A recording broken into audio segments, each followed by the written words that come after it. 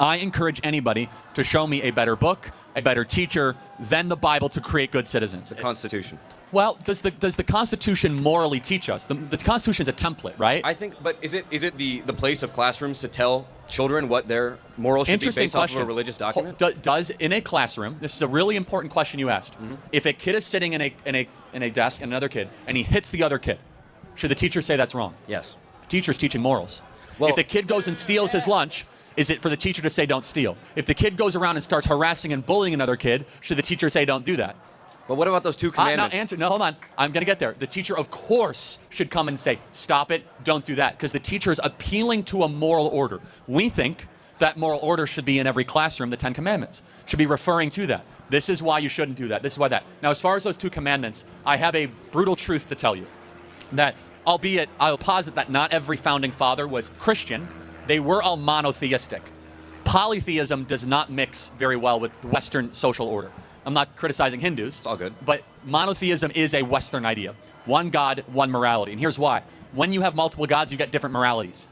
And the West largely has embraced the idea that there is a standard of conduct, that there is a best way to live. C.S. Lewis called it the Tao, or the way, or the best path in his book, Abolition of Man. What I'm getting at is that it's tempting to say, hey, the teacher should just say neutral. But we all know the number one thing a teacher does is not instruct. It's to control the behavior of out-of-control kids. And by controlling behavior, you're actually imparting morals on the kids. Does that make sense? It does, but even then, the question still arises that, yes, there are moral codes that the Western civilization has kind of been built on, which is the 10 Commandments. So we should go back to those roots, right? We shouldn't.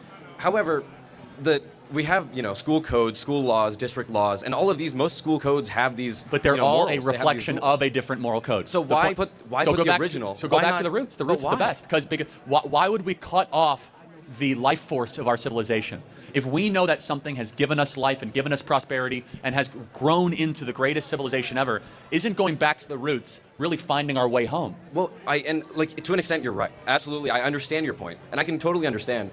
But when you have these 10 Commandments and you have a child such as me, a Hindu person, if I was a child and I see the 10 Commandments on a wall, to me it's an endorsement, not so much as, hey, here are some rules that you should follow. Because even with those 2, I'm still feeling cognitive dissonance that I'm being told this, but I also believe this at home. So why not stick with those school codes and those local laws? I think we're actually agreeing at some point. I agree. At some point there has to be rules for life. Absolutely. We think the best rules for life were given to Moses on Sinai. We think that was the best way for human beings to live. We slightly disagree. We disagree.